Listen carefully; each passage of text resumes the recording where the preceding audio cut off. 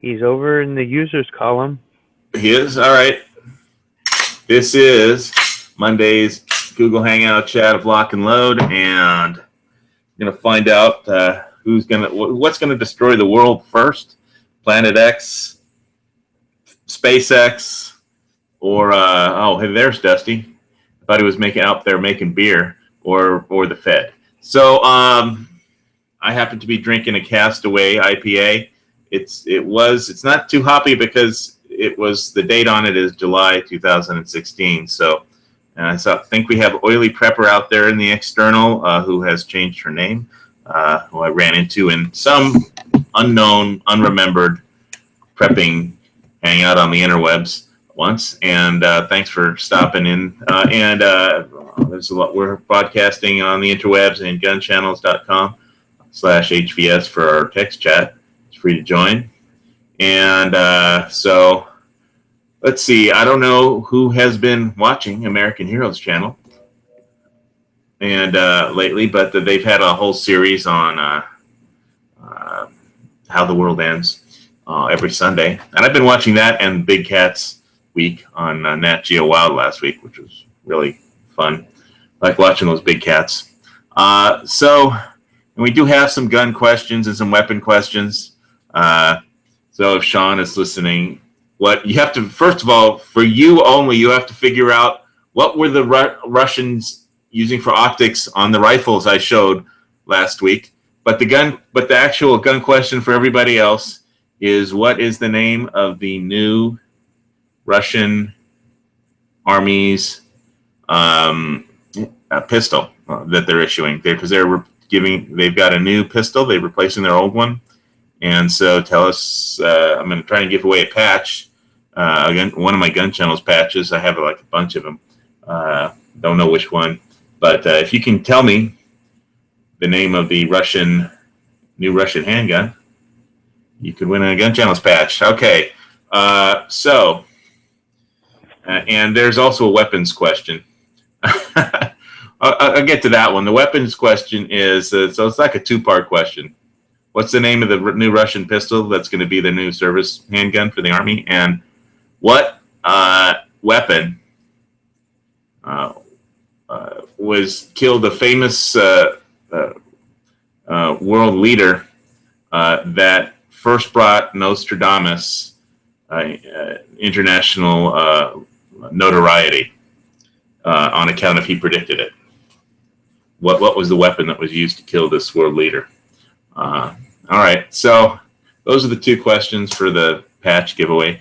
And let's see. So Planet X, there was Planet X was what the show was about. But I think I did a show on cosmic cataclysms, and the one that happened that is what we've been able to determine 65 million years ago killed the dinosaurs was the giant meteor or asteroid that impacted. There's an impact crater in the Gulf of Mexico, off of Mexico, and it's underwater. And they kind of proved it conclusively because they discovered iridium, not just the impact crater, but there's iridium, which is like basically a substance that only comes from meteors, and in the Gulf of Mexico.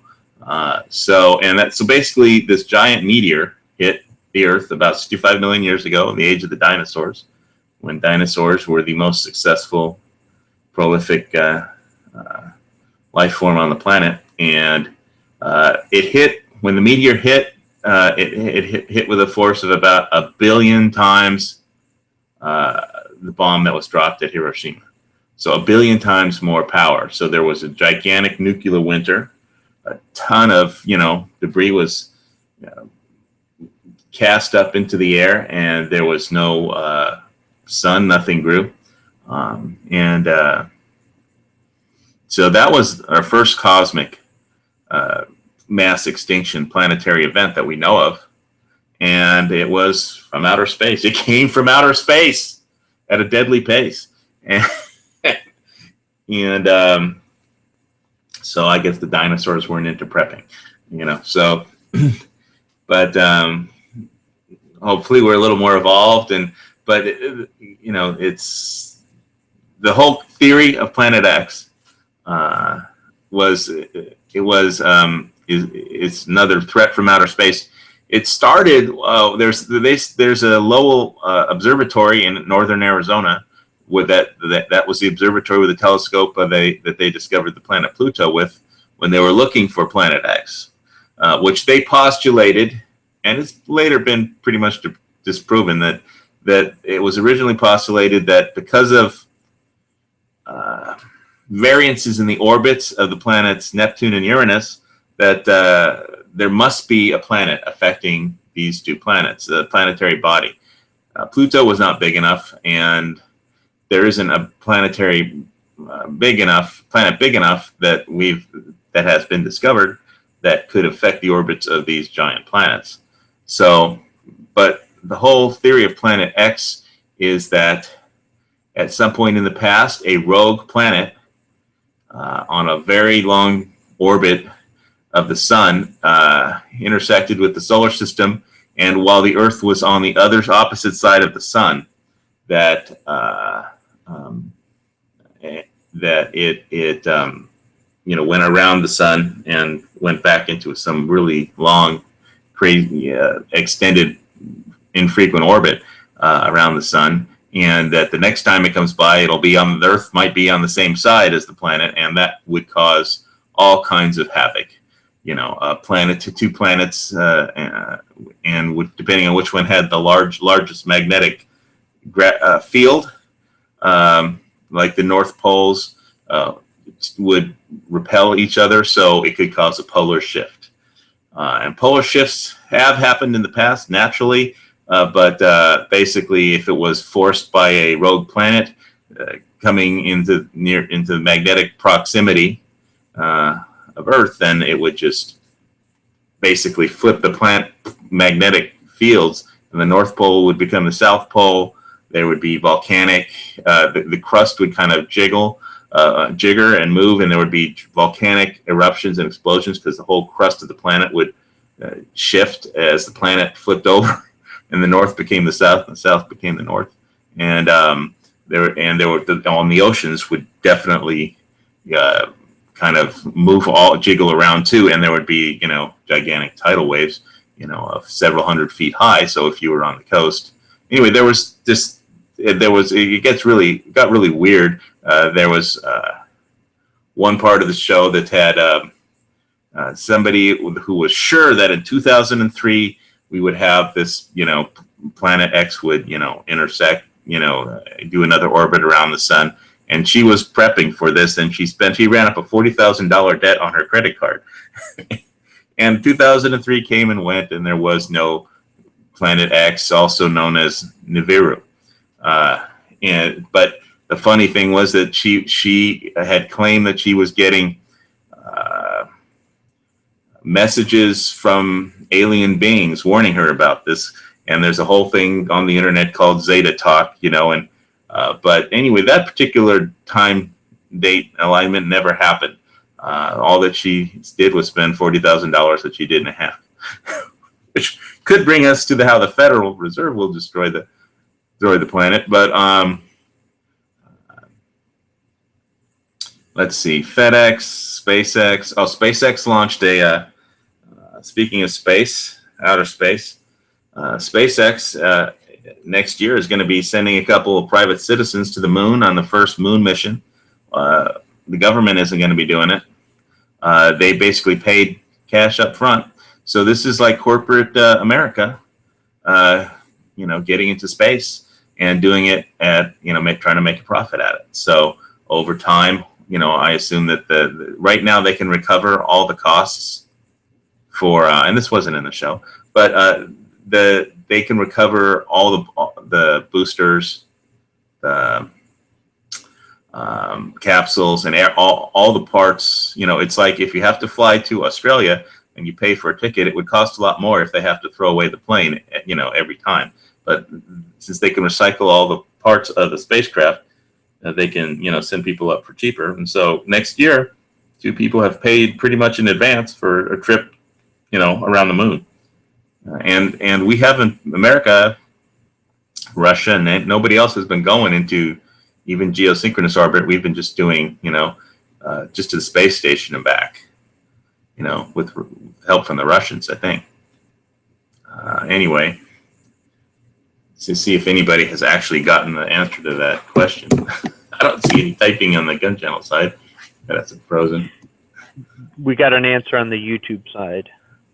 We did? Yes, Oiley's Humble Home guessed it correctly. She did? Which did she guess? The PL-14. Oh, she did? Okay. You win a gun channels patch. Send me. Where is it? I'm looking up. I'm scrolling up. Oh, she did. Okay. PL-14 pistol is correct. Okay. Wow. How come you're not on gun channels, Oily? I didn't even know that answer to that one. But email me or message me on YouTube where you want your patch sent, and I'll mail you out a gun channels patch. And thank you. Let's see. Yes, Sophie Daly. Oh, I see Sophie out there. Hi, Sophie.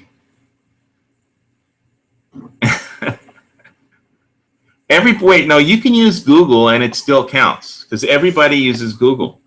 I mean, It's an open book test. Yeah, it's an open book test.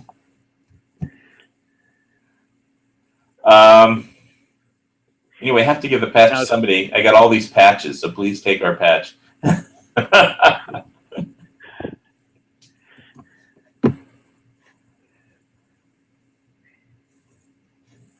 All right, so let's see. I see Dusty is in our chat. I'm trying to look at the gun channel side and everything else. What else were we going to talk about? Gun channels, the Fed. Okay. Should I explain how the Fed is going to destroy the world? I need to explain how the Fed is going to destroy the world in a very simple manner. So basically, how they make money is like they simply type numbers into the chat. Basically, it's that simple. Here's how it works.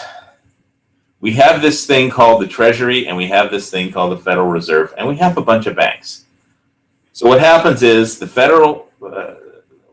Treasury creates this thing called a bond, a Treasury bond, a United States Treasury bond. Let's say it's $1 trillion bond, and they promise to pay you back. You give them $1 trillion, they promise to pay you back $1 trillion in 10 or 30 years, and with interest. So, and then what they do is they sell these bonds. They have like this thing called an open market, and all the banks show up and they pay for these bonds.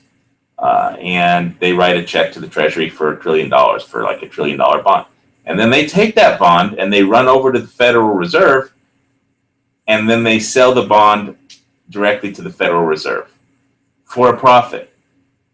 So they get paid for being the middlemen.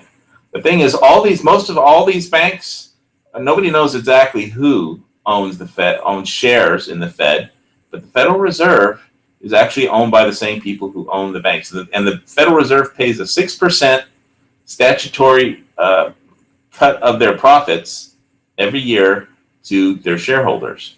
So, okay, so they just basically, the Federal Reserve pays them when they buy these bonds from these banks that got this bond, U.S. bond from the Treasury. The Federal Reserve doesn't have any money. They just write a check. So the bankers deposit this check, even though there's actually nothing in the Federal Reserve's account, and they just, they just created $1 trillion by selling the Federal Reserve the Treasury bond that they bought. And of course, the Treasury, funds the government. So that's this little, and they're getting a percentage when a profit when they sell it to the Fed, and they're getting a percentage also from the Fed every year, who gives everything they have at the end of the year to the U.S. Treasury except 6%, which the shareholders get. And the shareholders, who the shareholders are, is a secret. Nobody knows. So then what happens is all this money gets, when if basically if you're working a job or somebody pays you money to do something, and you go to a bank, or these sometimes these same banks, but could be just state banks, and what happens? Let's say you get $100 because you did something for somebody, and you go deposit that money in the bank, and basically they take the $100 and they put that in your account. They just type in $100.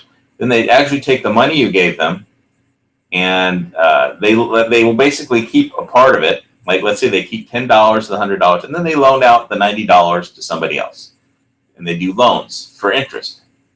And so, and why? How does that work? Is that somebody basically takes that $90, buys something with it, and gets it to somebody else who deposited it, and it happens all over again. And that's called fractional reserve lending. And the truth is, for every $100 there is that you have on deposit in the bank, there's only about 3 cents. So, the Federal Reserve was kind of set up because on the theory that bank runs were bad, like they had in Greece, and we talked about last week, the bank runs in Greece. The equivalent in Europe is called the ECB, the European Central Bank.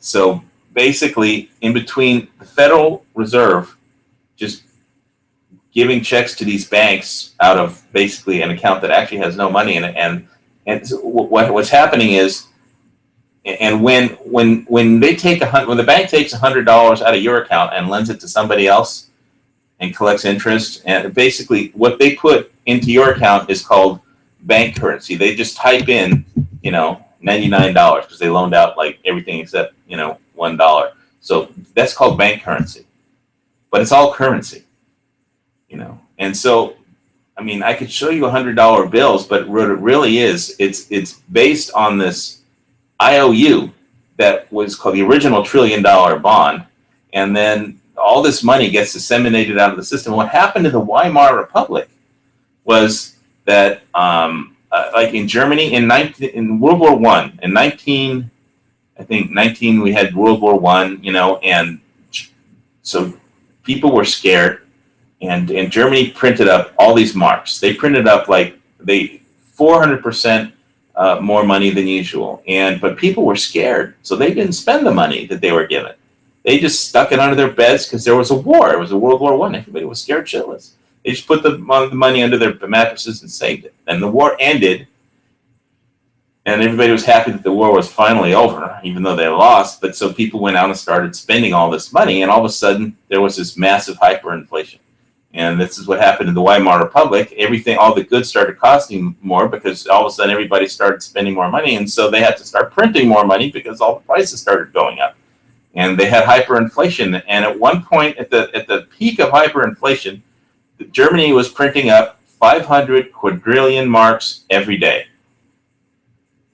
So that is basically, how the Federal Reserve can destroy the economy. Is that when people start actually spending the money that's sitting on the sidelines, all at once the prices just shoot through the roof, and the prices go up and up and up because there's all this money sitting on the sidelines.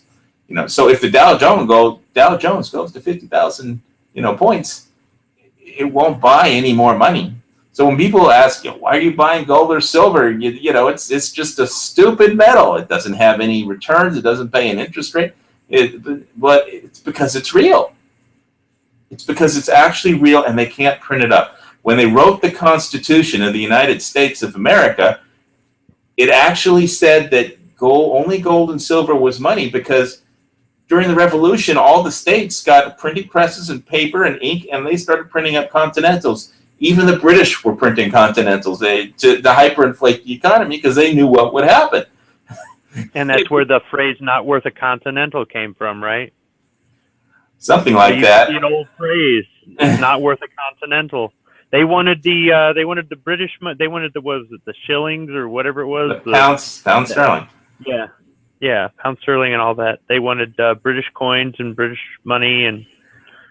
Well, but what happened where everything got screwed up, and people go, well, I've been paying into Social Security all this time, and I was supposed to get my money. I want because I've been paying into this system. But what happened was And why I've been paying income tax for all my whole life, and so what happened was in 1913 they passed the Federal Reserve Act, and that they also started income taxes, and so what happens is the IRS collects all the money from your right. They get you right from your employer, so you have no way not to pay them.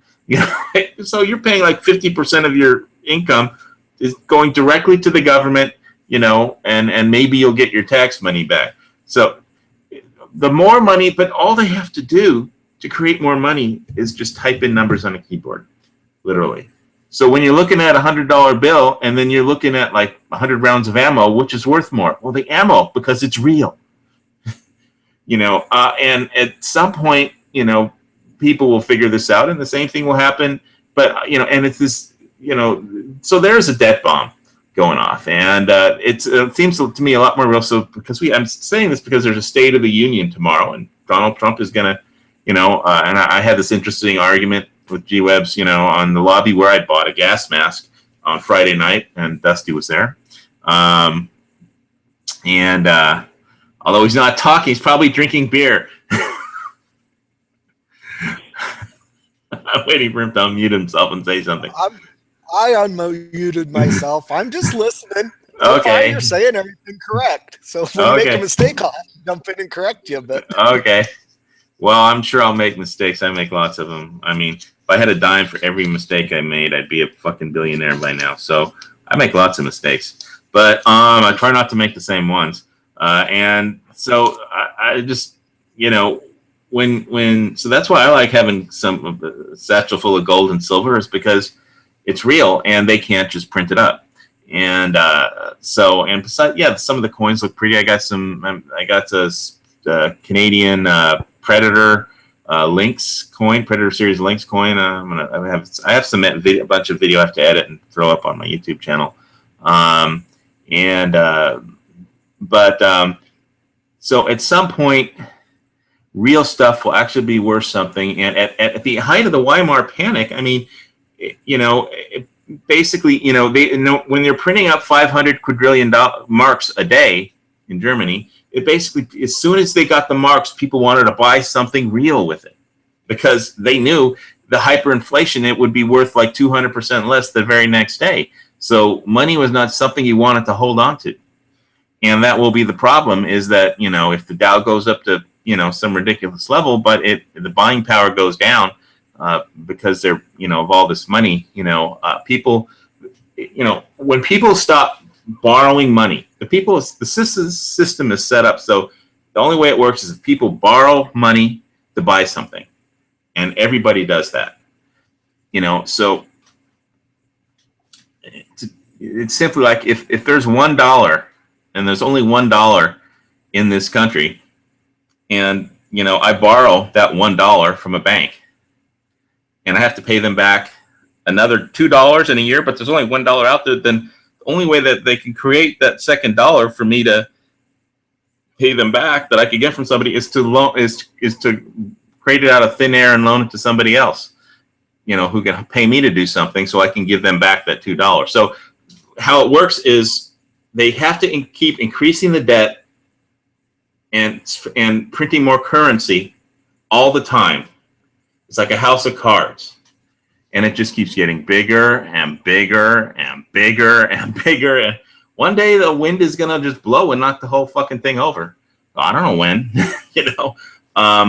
So, and I don't know how, but whether there's going to be a massive deflation and then a hyperinflation, or just straight out hyperinflation, I don't know. It's like, but it's so when Trump is, they have this whole thing about the debt ceiling. I'm sure it's going to come up, because March 15th, I think they have to vote the Congress, and the Republicans usually don't like increasing the debt ceiling, but they're in charge now. And, but it's so stupid, because if they actually stop the debt ceiling, then, the whole system immediately collapses, because it's built for there to be ever increasing debt and ever increasing amounts of currency, and the only way it works is people keep borrowing and spending and borrowing and spending for infinity. And eventually it doesn't work. It was set, that's why we have booms and crashes, ever since the Federal Reserve Act, it was originally set up to stop banking runs, but booms and busts are like worse. So anyway, I hope I explained that so everybody can understand it. But anyway, so that's why I like to. But besides the fact that I like, to buy really, pretty coins, like I'm thinking about one of the gold lunar roosters from Australia. They look pretty nice and they're available. They come in different sizes. Some of the airtight capsules come in different sizes and they're hard to get for the right size. I was looking at like a quarter ounce because they're a lot cheaper than a full ounce because gold is kind of steep. But, I don't know if silver will be worth more or gold will be worth more, which one can go up the most. But who knows? I'm not giving out advice to anybody. I'm just trying to explain how the system works. So I hope that kind of made sense. Any gun stuff we can talk about? Because this is not supposed to be, other than our Russian. I know you tried to talk to some people to figure out what those optics were on the rifles, but we didn't have any luck so far from last week's show. Yeah, optics is something I'm not really that knowledgeable on. I'm not against optics. I just don't have a lot of experience with them. And I tried to do some research on, and I kept hitting dead ends. I don't think it's classified information. It's just getting specific information and then trying to backtrack it and figure out if it's some sort of copy or some sort of knockoff. I wasn't getting anywhere. I actually talked to a Russian guy today. His name's Dmitry, and he did not know what sort of optics they use or if they use copies of American optics, but he talked to me about them adopting a new sidearm, and I just thought it was kind of coincidental that we're adopting a new sidearm and they're adopting a new sidearm. Yeah, and we might even be fighting together in Syria. I don't know. The whole world's gone nuts. I don't know what's going to happen. Now, maybe that's why they want to use 9x19 Luger, right? They want to be able to use. Can they borrow some ammo off of us? Well, the Saudis, I read on the internet that the Saudis are going to be sending their special forces into Syria to fight, ISIS. But it's like crazy because the Saudis are Sunnis and ISIS is Sunnis, and the Syrians are like Christians and Shias. So I don't know. And the Russians, they're only there because there's a couple of deep water ports for their cold water navy. Did you say Saudi Special Forces? Yes, I said Saudi Special Forces. Seriously. Saudi Special Forces are seriously going to Syria. Yes. I didn't even know they had special forces. Well, Saudi Special Forces are special for Saudis, I guess. I don't know. I mean, it's not like they can't train and get U.S. trainers to train. I mean, you train them, That's true. That is true.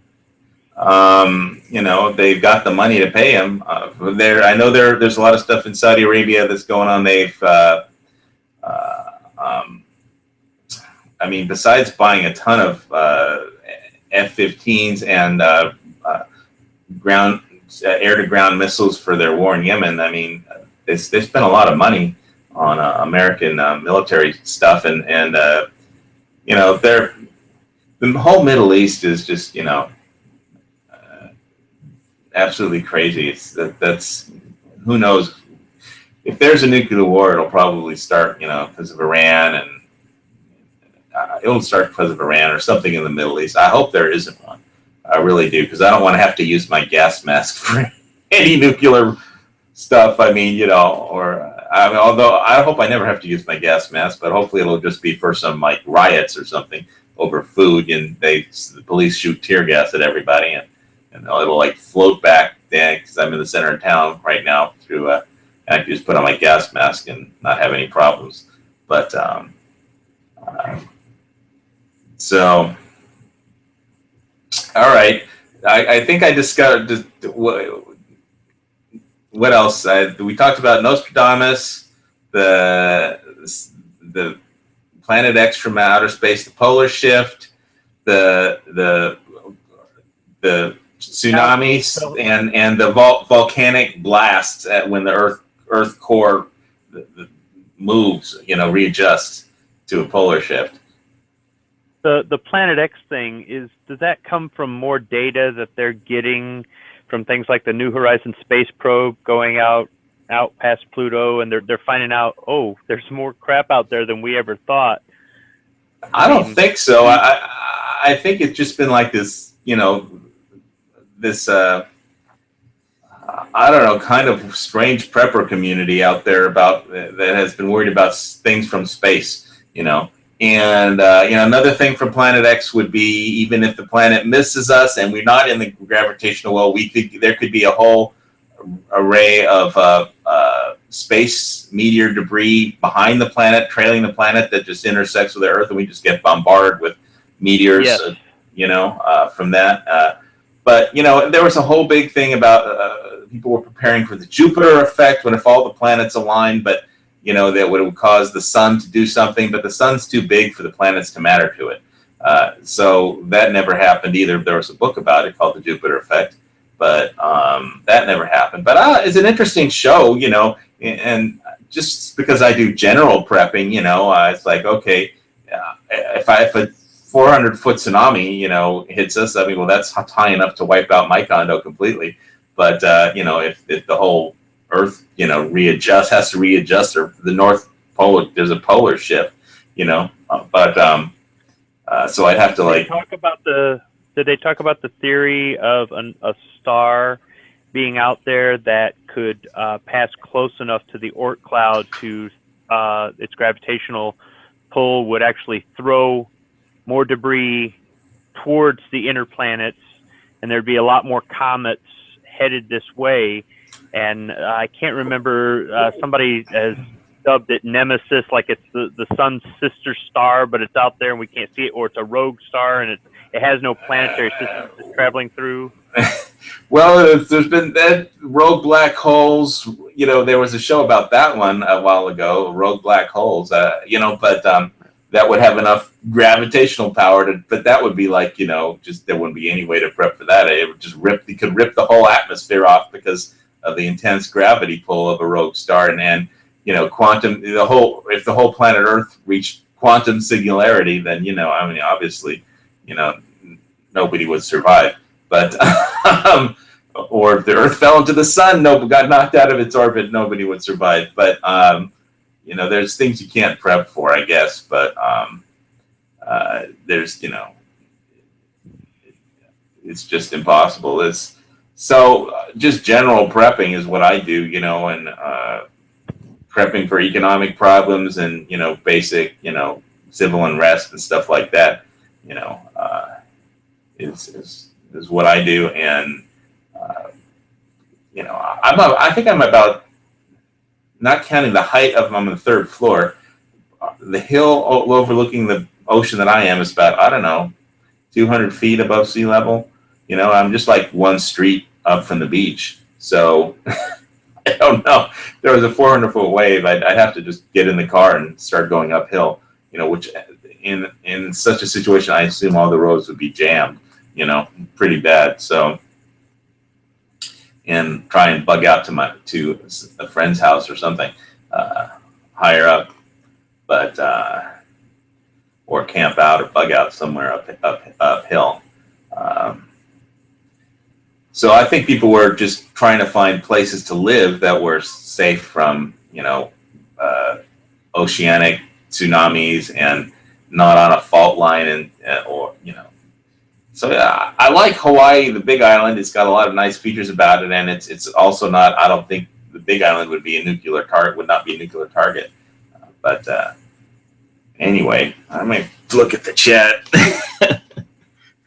So Squib found some Hawaii beer, and he liked which one? I got the Big Wave. It's a golden ale, so I figured that was as close to a Pilsner as I could get. After I said there wasn't any in Michigan, and Dusty said, yes, there is, I went to one of the local party stores. It's one of the ones that carries, everything, and they had a whole bunch of it. And then the next day I went to the little grocery store on the corner, and they had it too. I guess I just never noticed. I mean, who looks for Hawaiian beer? I wouldn't even know about it if you hadn't said anything. So, hey. It gets a thumbs up from my wife. So we All right, split well- a 6-pack during the Daytona 500, and it was pretty good. Well, I saw in your picture they emailed me that there was pipeline, and that is really good if you pour it into a glass because just this aroma is awesome. But anyway, Yeah. Did you see the price in that picture? I'm sure you don't pay $9 or $10 for a 6-pack. This is Hawaii. Everything costs a ridiculous amount of money because most of it's shipped there. So that doesn't mean they won't charge the same as they charge for other expensive beers. If you want me to do a price search and next time I go to Walmart for Hawaiian beers, I'll write everything down for you for next week. The Kona Brewing Company beer. That's about average for a craft beer in our area too. I mean, a 6-pack of Bell's Two Hearted Ale, which is made in Kalamazoo, you're going to pay about $12 for. So, yeah, I typically don't get craft beer. I'm a cheap beer guy. well, I know what's in the cheap ones, and I don't want the cheap ones. That's the problem with learning how to do something. After you learn how it's made, because I was always a Coors Light fan. Then I learned how that was made, and I decided I couldn't drink it anymore. If I start buying expensive beer, I'll have to cut in my ammo budget. I can't do that. Well, beer is real too, so it's better than keeping your cash. So either buy beer or ammo, but don't keep your cash, or gold or silver, but don't beer, gold, or silver. Hey, you know what? Silver coins make a great gift. So you might be able to from collecting the silver coins, just because you want tangible silver to have, you might learn enough about them that you find out which ones are kind of neat, kind of cool, and a good value, and you might give them away as gifts, and that might get other people into collecting them, and but maybe for different reasons or for the same reasons. You never know. Well, I'm not so rich, so I'm going to start giving away my silver coins, but especially since I think there's going to be a moonshot in the price in the not too distant future, but which is why the whole, is Trump giving the State of the Union tomorrow, or is it just like a budget speech in front of Congress? I thought he was just going to talk to Congress. All right. So what about I was not watching the Academy Awards, but I hear that they fucked it up. So and they got the name of the metal detectors make great gifts. Those are nice gifts. I was just going to say that noticed that too. They messed up the Academy Awards and they gave it to the wrong picture. They gave it to La La Land, and then and so Price Waterhouse is in trouble or something because they're supposed to be in charge of the envelopes. And basically, Warren Beatty threw Faye Dunaway under a bus. He thought it looked wrong when he opened the card, and they gave it to her to read the wrong name. And then they accepted it for La La Land, and then La La Land had to give it back to Moonlight or something. Yeah, I don't watch those pious actor pricks either, because they just, it's like, I think I did a whole show on Hollywood hypocrites attacking Trump, but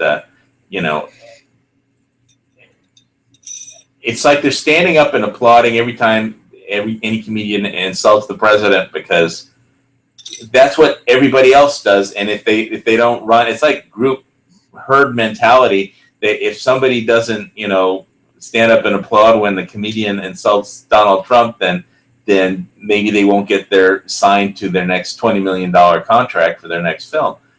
So it's all about money. The Academy Awards is all about money. Yeah, they make me want to puke too.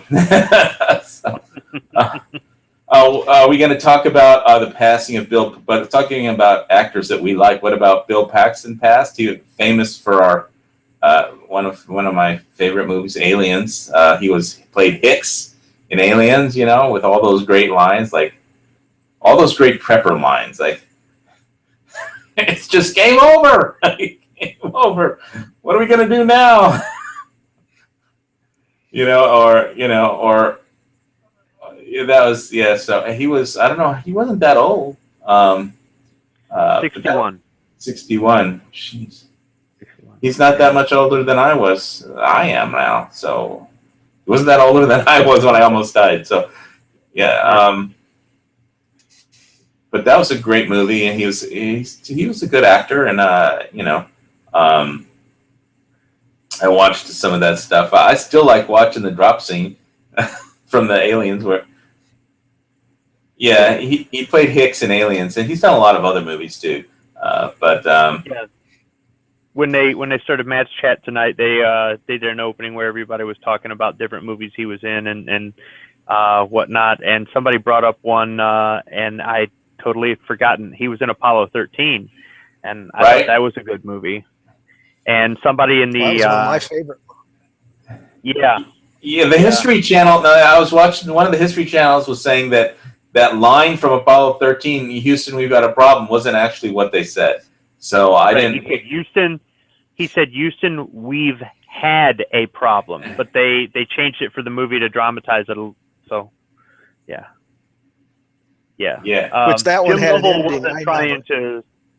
Jim Lovell wasn't trying to get it too excited at the time. They knew there was something wrong, but he didn't want to make people panic, because you could listen in to the transmission between NASA and the spacecraft back then. There were ways to do it. It was legal to do. I can't remember if you had to have a box or what it was, but I was reading about this in one of the NASA books I was reading, and people used to like a scanner. You are still allowed to use a radio. Any ham operator can call the space station. It's legal to talk to space aircraft on your ham radio. Okay. And the FCC ham operator rules. If you have a technician's license, which I'm studying for the test for, that was in there. One of the things you can do is talk to a spacecraft. Well, Jim Lovell was the commander on that mission, and he had the wherewithal to.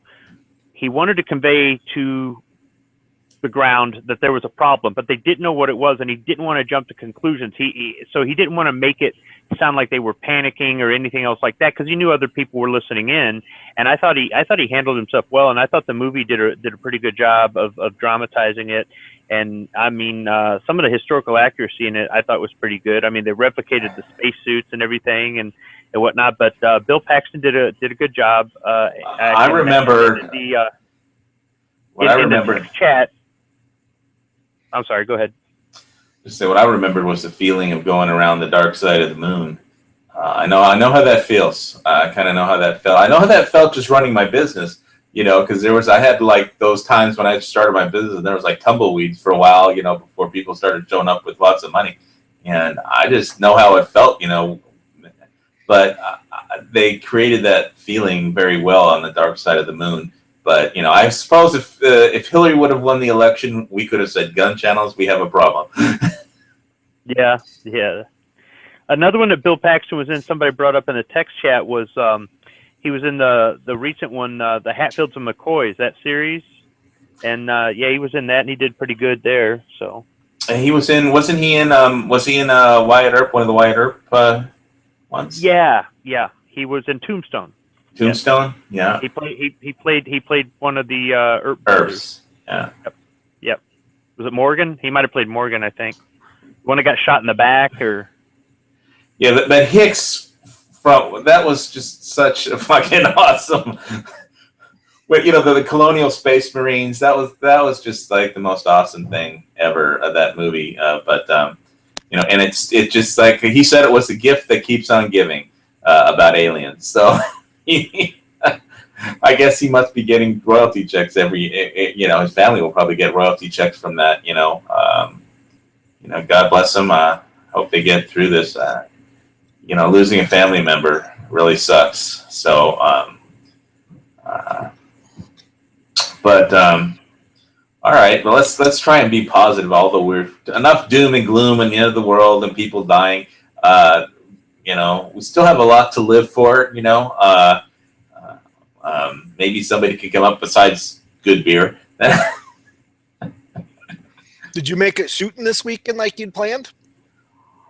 Not on the weekend, but I'll have some shooting video up by the end of the week, and some silver video, and yeah, basically that review will be up, probably with some range shooting by Wednesday, I think, so basically Saturday I had the cardiologist appointment, and so I had stuff to deal with on that, and bought some silver and more silver. I bought like some silver bisons and stuff. So let's see. I'm just looking at the external chat. Sophie is talking about an online course. Oh, well, yeah, you have to. Basically, I bought a book. I bought a book on it. I kind of showed it briefly in that video about the radio, the Bofang radio that I have, that I bought. So. Yeah, I'm okay. Just it was just a regular yearly follow up with cardiologist once a year. I go see him, and he's only in town for a few days because this is the Big Island. He's actually based on Oahu, so he flies in to see people, a few times a year. And so this was like Saturday was the one day he was on the Big Island, like for the next 3 months or something, so I had to go see him. That's all. Yeah, I'm doing okay. Just the only problem I had was I haven't been able to walk because of my ankle. So I keep soaking it in the hot tub until it gets good enough for running around, running and gunning and shooting, and so.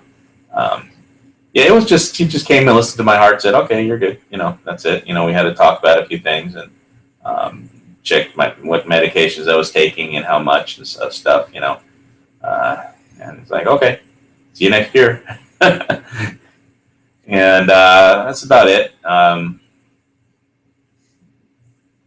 That's been taking flipping forever to get better, Sophie. It really has. So it's it's okay for walking. I could walk quite a ways. But it's you have to be really cautious when you start running on rocky, uneven ground. So yeah, everything. I'm okay. So yeah, if I wasn't okay, I wouldn't be buying silver because I wouldn't have time for it to increase rapidly and astronomically in value. But so yeah, I bought some. Yeah, the thing is, I can't just keep it elevated and not walk on it forever. You have to just get out there and walk, because just sitting around my foot up all day for like 2 months is not good in the long run. So. So I bought some 1 1/4 ounce Canadian silver bisons and coins and a lunar silver 1 ounce lunar silver rooster from Australia and Australian roosters, the Lunar New Year. And I bought a gas mask, a U.S. military gas mask I was on the Gun Channel's late night Friday lobby. I bought it on there because I've been talking about buying one for 2 years, and I finally just bought one. I'll probably have some problems because it's from Sportsman Guide, and they always mess up my apartment number, but it'll get here eventually. So, I mean, you have to you can't be a prepper without a gas mask, right? So, I've only been talking about it for 2 years, so I finally got one, and so I'll have to just pick up a bunch of 40 millimeter. Extra NATO NBC filters from Amazon, and I'll try and get the latest dates I can, manufacture dates. Yeah, well, I don't know. Are there any military targets for nuclear weapons on Vancouver Island, Sophie? I mean, I'm not sure where Oily lives, but I think I paid. There was like almost $90 for the military one on Sportsman's Guide. There's cheaper ones out there, and there's plenty on Amazon as well. But I don't think they were the exact U.S. military ones. I would think that the nearest target would be Seattle because of the Boeing plant there. That's a strategic asset, right? Yeah. And then, well, Bremerton also in stuff Seattle is there. Microsoft. Microsoft is in Seattle, so. Okay. Yeah, I think there's a Navy base up there. I want to say it's Bremerton. I could be wrong. Don't they have a reserve fleet up there? Well, they used to build ships in Bremerton, but that was a long time ago. I don't know where they build them now. Navy shipyards, and they're going to be building. Trump says he's going to be building a lot of new naval ships. He's spending $54 billion. Some people say we spend too much money on the military, but the biggest debt, the biggest unfunded liabilities is Social Security, followed by the biggest one is healthcare, followed by Social Security, and then comes the military. The healthcare problem, if they solve that, that's the biggest budget item that is just screwing everything up. But we're $20 trillion in debt. It's getting bigger and bigger, and I don't, it's like I said, they have to vote on March 15th to increase the debt limit once again, and Republicans usually oppose that, but I'm not going to go back and explain what I did in the previous part of the chat. But anyway,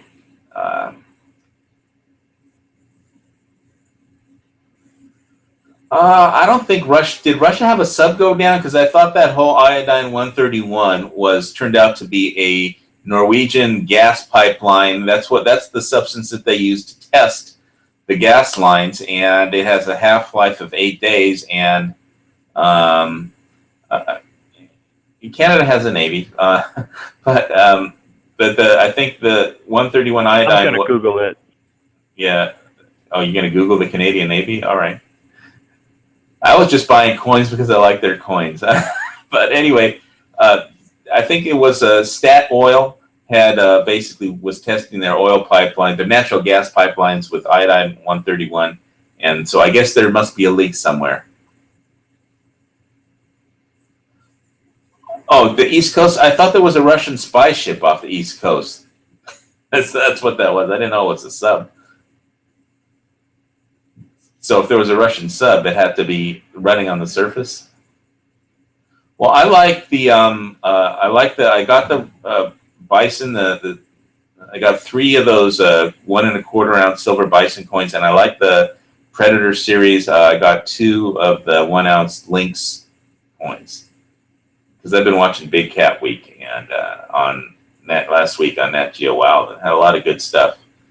By the way, here's a question. I don't know if anybody knows. You know what mammal on the planet Earth has the strongest bite?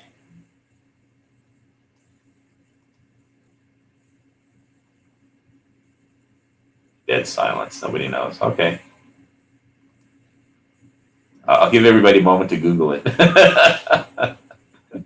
I would guess a crocodile. Oh, maybe you'd be wrong. I'll tell you. He said mammal, so So crocodile's a reptile. All right. Yeah, so that takes sharks out of the equation. No, sharks are mammals. Sharks are mammals. Sharks are not. They're fish. They're mammals. They're fish. They're mammals. Fishy. But they doesn't matter. This animal has a bigger, stronger bite. I'll tell you what cat has the strongest. Does anybody know what cat has the strongest bite of all the cats?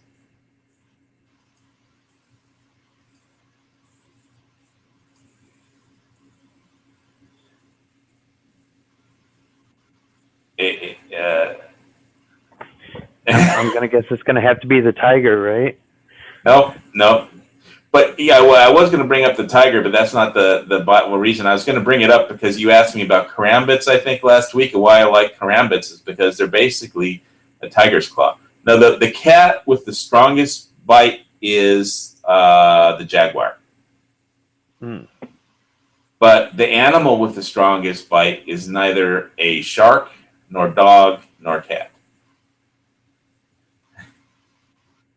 It kind of looks like a dog.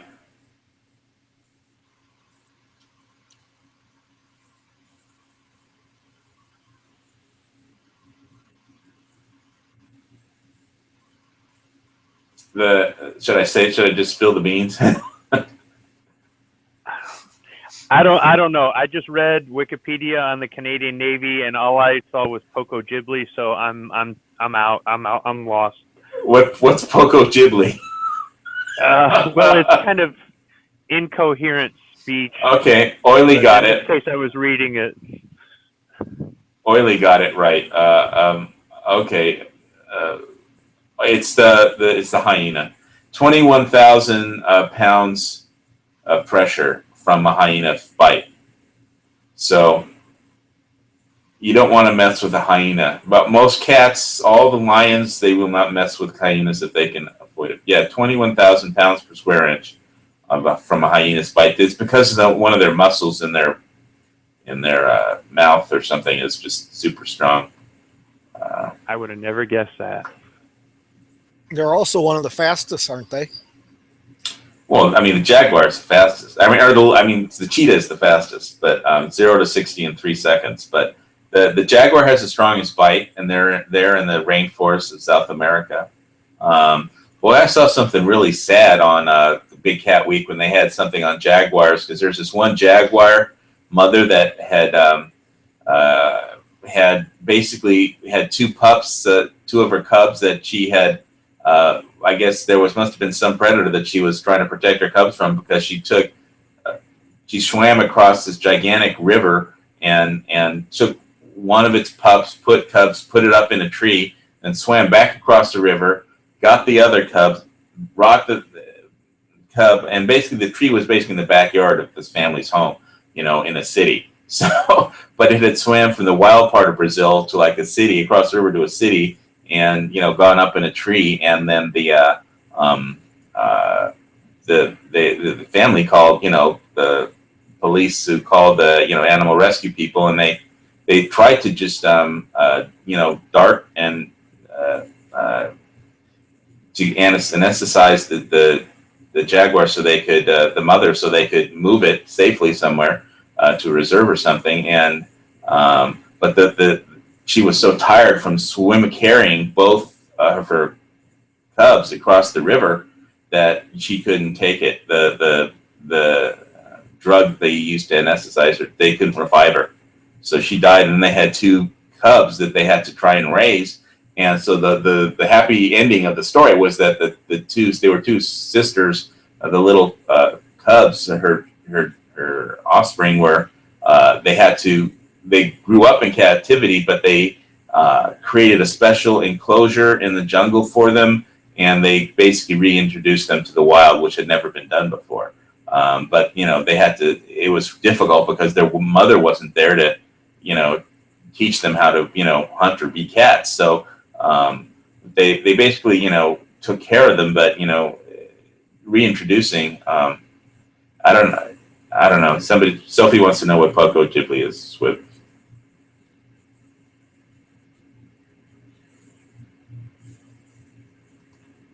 I think he was saying it was.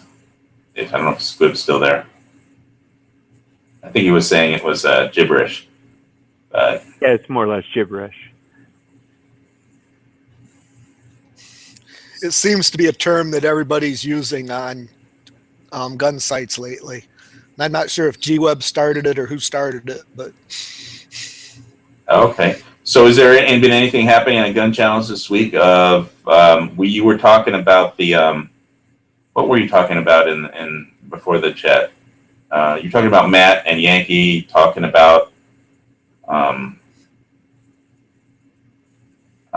some issue, I forget. National reciprocity, right? yes, they went on all weekend.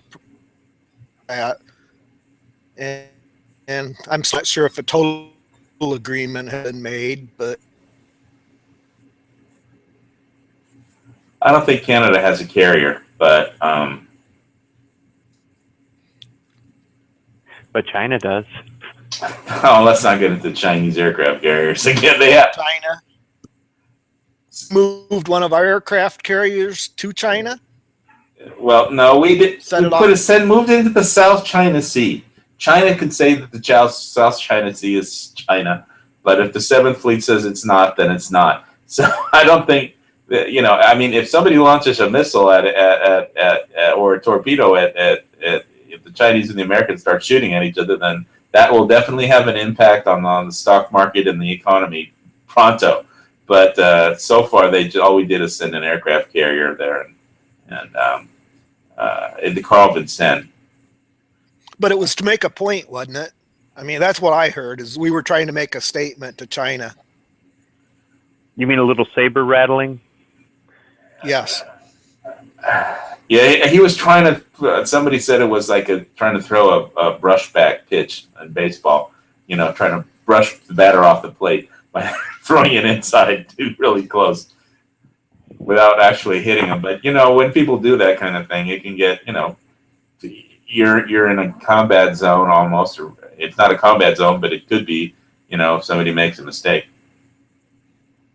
It's not so simple when you're out there on the ocean and people start yelling at each other to get out of our island, or don't come closer, get out of our exclusion zone or our exclusion area, or fuck you, this is international water. So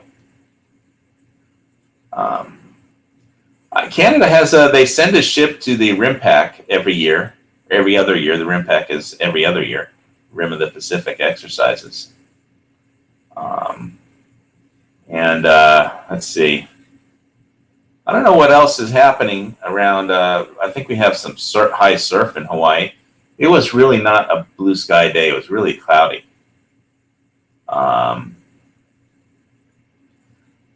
think the Canadian Navy usually sends a hospital ship, and sometimes they send a destroyer or something, a guided missile destroyer or something like that, or a cruiser.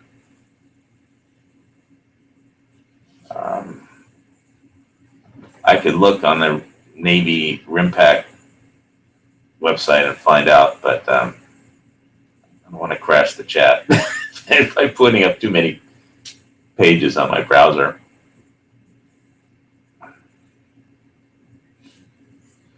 Well, you've got a really good sniper there, School there. That guy,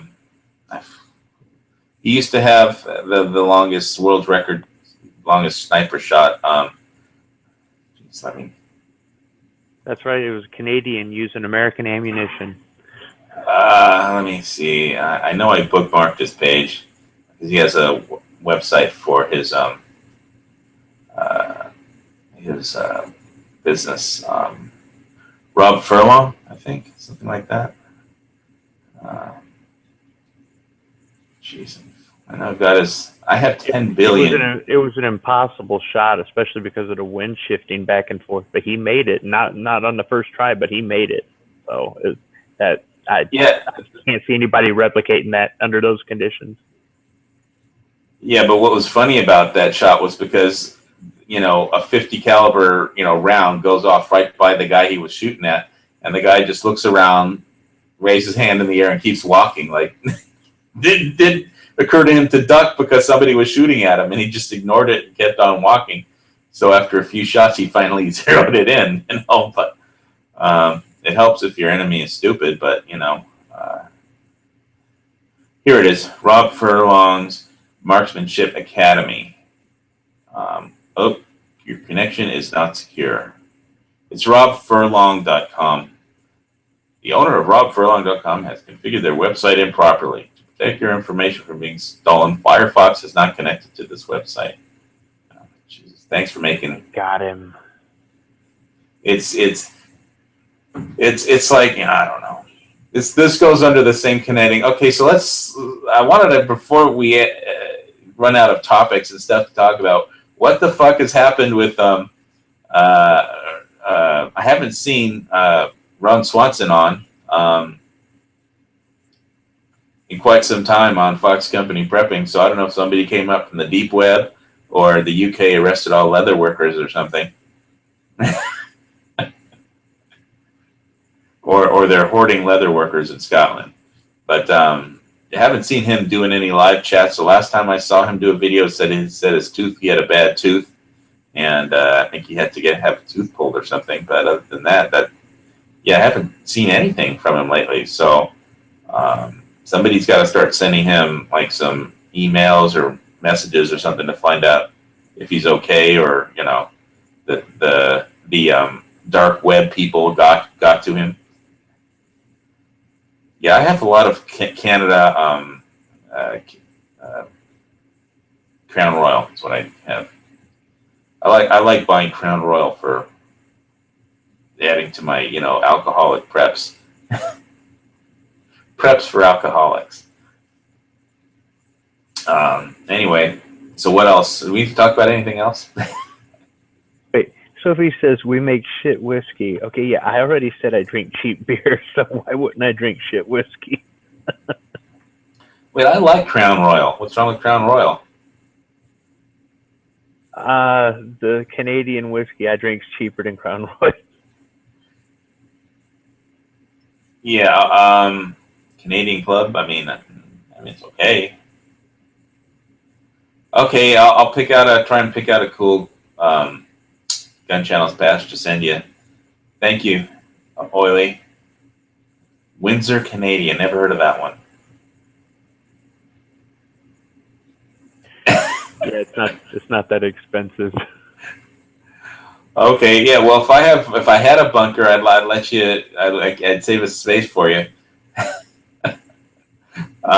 You could just grab one of my long guns and shoot it. Let's see. Yeah, I actually bought their apple. I haven't opened it yet. I bought the apple Crown Royal, and I haven't tried it yet. But because I bought it, but I just don't drink that much alcohol lately.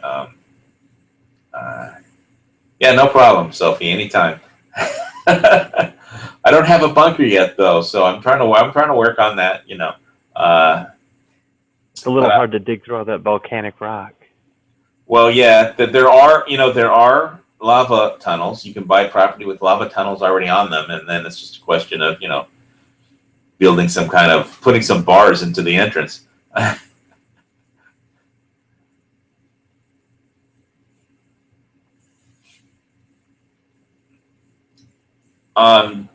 Did you have your apple Crown Royal on the rocks or just straight? Thought I'd ask that. She doesn't have to add ice. It's always cold there, so. Well, Scotch on the rocks is different than straight up, but I mean, yeah, you could just put it outside, in the snow.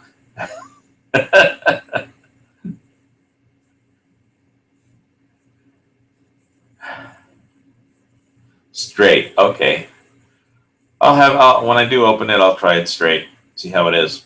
Because there's nothing sadder than an unopened bottle of whiskey. I mean, you have to, at least I want to try it, so. So Oily is in the Texas Panhandle, I think she said, and Sophie Daly is on Vancouver, I think, in Canada. So let's see if there's anything on Gun Channels. Not too much out there. I see Island and everybody in the chat. Island is from Maui, but he hasn't been talking or typing, so. I think he's on Matt's chat. Oh, okay. Well. Top 10 movie villains or something. Top 10 movies. Well, if they're talking about Bill Paxton, so they have to be aliens going to be in there. Did you remember the scene from in the ship from Aliens, where they're the sergeant wakes everybody up and then they load up all their weapons?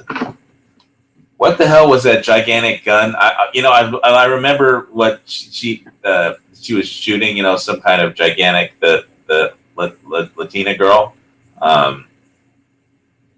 Western Oklahoma. It's in the. I remember she had written on it "Adios" on the gun. She had on her body armor, I think it was "The threat always remains," if I'm translating it properly. I don't know, my Spanish is a little rusty, but I think what it was they made, for the two machine gunners in there, they used some sort of mount that they use for cameras for filming, and then they mounted. What those looked like to me were like MG42s or something. So I don't know what sort of gun they used for the prop, but I thought that what they swiveled them on was actually a camera mount that they would use for filming, and they just used it as a movie prop or something. All right. Well, it looked cool as hell, and I remember it said "Adios" on the machine gun. So, but I don't know. What did you think of the Marines in that? Because they were colonial space Marines in that movie. So, well, I noticed that on their utility uniform they had chevrons, and that's what the Army would do, not the Marine Corps. But this is the future, and the actor who played Sergeant Apone is a real Marine. So, okay, I'll go. Yeah. I mean, I thought it was good. I mean, the drop ship coming in like that, and then them dropping them off, and then loitering while they're performing the mission. That's pretty standard tactics. You know, I mean, I thought it was pretty good for sci-fi. I mean, Aliens is it's a good movie. I like it. I just haven't seen it in a while. yeah, I just wondered what you thought about all the Marines and how they were in that particular movie as compared to, like, you know, how they acted and, you know, everything. The only thing I noticed were that the boots that they had were the old style jungle boots from the 1960s and 70s, not the newer jungle boots that were issue at the time the movie was shot, and that Sergeant Apone and Corporal Hicks had chevrons on their shoulder on their utility uniform, which would not be something the United States Marine Corps would do. But if you think the colonial Marines could have been an integration of militaries, or, you know, I mean, this is the hypothetical future. But I mean, as far as that, you know, the way they formed up and they're all a bunch of badasses and that sort of thing. Yeah, that's Yeah. the spirit of the Marine Corps. Yeah, But I don't know the actor's name. I don't know the actor's name who played Sergeant Apone, but he really is a Marine, and at least that's what I read online. And he had served. I think he served in Vietnam or something like that. So correct me if I'm wrong. Anybody that's out there, I'm not always right either. Yeah, Sophie, we're talking about Aliens because Bill Paxton died recently, so he was one of the actors. He was the actor that played Hicks in that movie. So, but yeah, I thought the Marines were pretty. You know, so Squibb was in the Marines, so that's why I'm asking him. When it's a major film company production, you know, and a sequel, they spend money.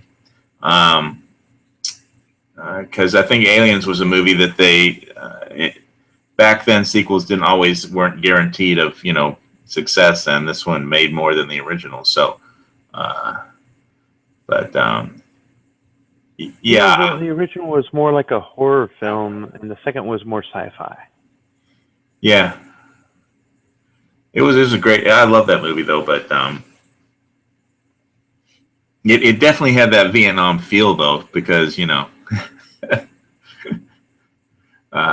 Because it was like they were fighting a war that they couldn't win. It felt like they couldn't win, you know, unless they nuked the place. Just nuke it and leave, you know. The only way to win.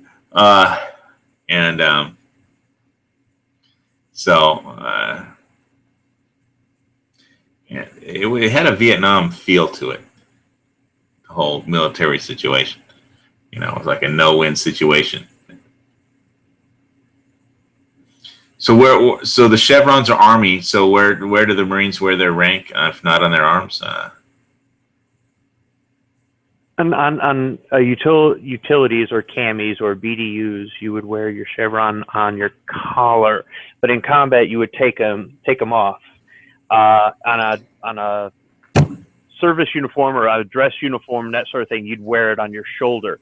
But now there was a time where the Army would put chevrons on their arm, on their utility uniforms a long time ago, and that was just one of the things I just picked out watching the movie. Was like, hey, wait a minute. But you know, like I said, it's the hypothetical future. They could change the uniforms by then, whatever. So it doesn't matter. And besides, I don't think the aliens knew exactly to go for the officers that knew which ranks were which. The officer was pussing out in the armored personnel carrier with a radio and a camera going, yeah, go on in there. I'll just keep an eye on you, whatever. It's good. So. Yeah, it helps if your officers lead, but not just give you orders over the intercom. But what the guy say? He says, "All right, you can't have any shooting in there." It's like, what? What do you want us to use? Harsh language? Yeah, well, she sent them down in the middle of a nuclear reactor, with armor-piercing weapons. What did he think was going to happen? I mean, you're supposed to know that stuff before you send them in there, but. Okay, Oily. Hey, thanks for stopping by and checking in. Appreciate it a lot. And so, yeah, it's it helps if you know what you're doing. But that was the whole thing as with Vietnam is that they didn't know in Vietnam what they were getting into, and they never figured out. They were never fighting communism. Fuck, that would have been easy. They could have beat communism with the Boy Scouts. They were fighting Vietnamese nationalism, and so that was a lot different. So, and so and LV, what was that? What was the name of the planet? Somebody said it was Al Matthews was the name of the sergeant that played Sergeant LV 346 was the planet or something like that. that. LV 346, I think.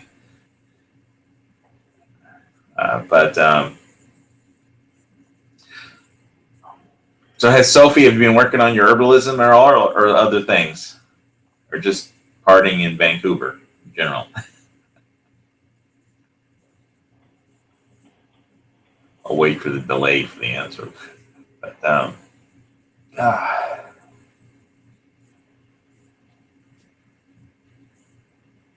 Sophie was on one of our chats a ways back, I think. Anyway, I think we covered most of the topics. Planet X, SpaceX, syrups and salves. All right. Yeah, I've just been studying my radio book for the test. Squib, there's actually a link on the gunchannels.com/prepper with basically Sophie has a playlist. They aren't all her videos, but it's a playlist of how to make herbal everything, tinctures, salves, everything. And of course, it helps if you actually know what the herbs do, which you have to study the herbs. But it basically says how to do that. There's people that actually do that professionally. I think somebody, who was it, Around the Cabin had what's his name? Let me find it. Go to my links once again. Let's see, Prepper. What's the name of this guy that also does it? Dreamcatcher Botanicals. www.dreamcatcherbotanicals.com. He makes a lot of herbs and all kinds of stuff. He was on Around the Cabin chat. It's another prepper chat that I listen to sometimes. He's on YouTube and they have their own website. It's kind of like a bunch of preppers. It's like gun channels, but it's not guns, it's prepper. They have aroundthecabin.com. But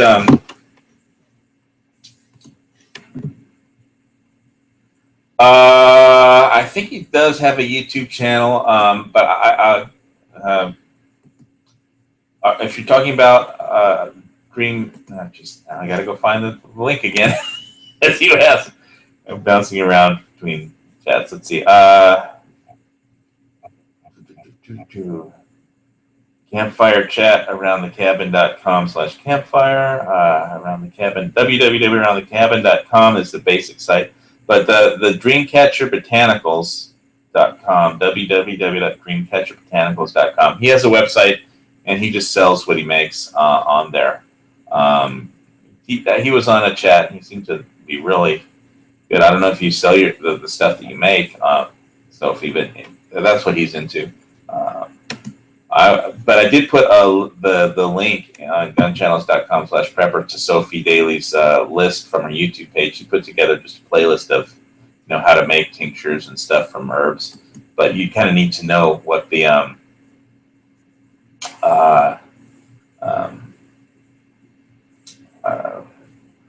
herbs you're using are, and how to use them and what strength and what they're effective for and stuff. Yeah, it is it's running any business is always a hassle, but yeah, I can see how herbs would be especially. So it's definitely something I'm interested in learning. I am working right now on finishing reading the technician's licenses study book, so I can get past the test and get my, radio technician's license from the FCC and get a, some kind of radio call sign, like, HVS or something for Hawaii Volcano Squad, get my own custom call sign.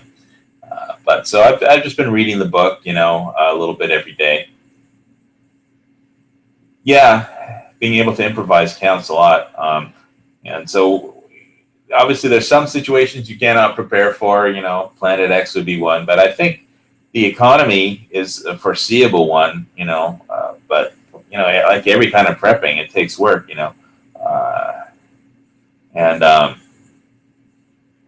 but like I said, I'm not an expert. We just, try to do the best we can and muddle through like everybody else. So anything else we need to talk about? We did our beer segment, kind of. Are you working on any craft beers over there in Michigan? Oh, I brewed a couple batches over the weekend. I always brew something. Okay. What kind of batches? Well, I tapped some maple trees, let the sap run in, and I used the sap to make a maple porter. So I actually used tree sap instead of water to make this one. Oh, how did that come out? It sounds interesting. Right now. Oh, with all that sugar, there'll be a lot of sugar in there. It should be a high alcohol beer because of all the sugar and the sap. Yeah. Yeah, it's fermenter. Yeah, it's got another week or two to go fermenting. So what are you going to call it? Like just a maple porter, probably. It'll be a dark beer. Pancake syrup. Yeah. Now, I don't think that you're going to get much of the maple flavor out of the tree sap. Okay. Because in order to get that, I've made maple syrup before. Actually take that liquid and you boil it down about 40-1. So you just keep reducing it for syrup? You keep reducing it.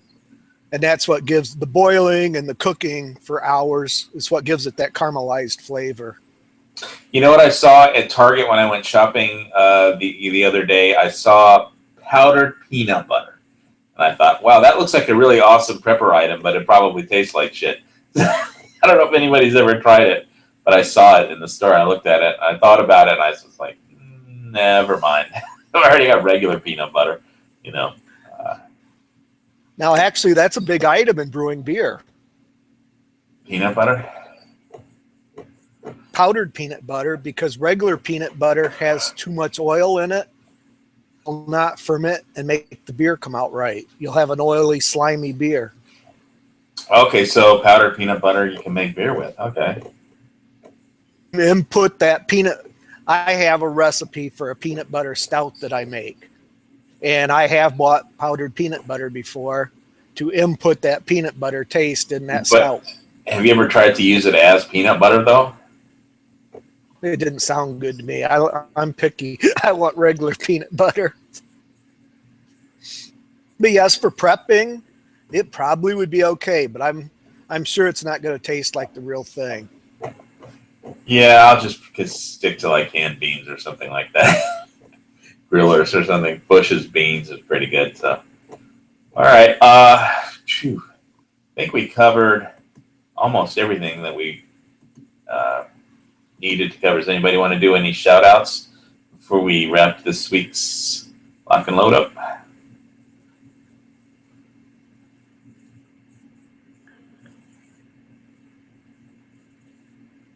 I got nothing.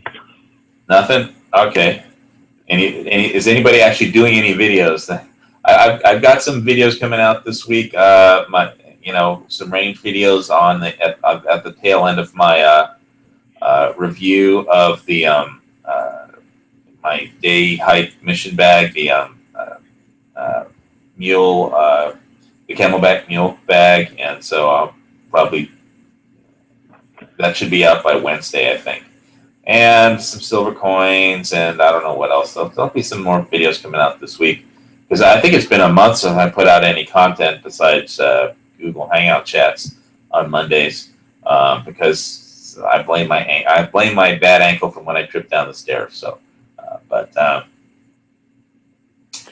I'm mostly all better. It's still a little twingy, but it's good enough.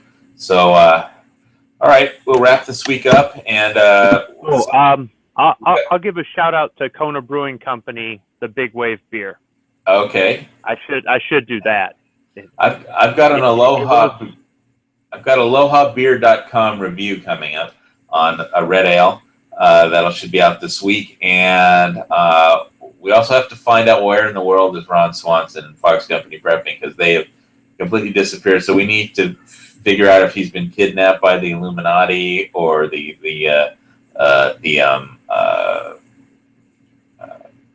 what were the Knights? The Knights Templar or something. Somebody must have kidnapped him or something, because he hasn't been doing his man the fuck up Fridays or whatever it was on Saturdays. But so we gotta figure out how to get him back. Okay, Dusty, you got anything? No, not that I can think of. All right, so check out gunchannels.com if you're interested in firearms. Pretty good place for Second Amendment activism. G-Webs runs the place, and occasionally, like I said, if me and G-Webs ever agree on anything, that will be the first sign that the apocalypse has arrived. So with that, Hawaii Volcano Squad signing off. We'll be back next week, and thanks for checking out the chat. Give us a thumbs up, and God bless America.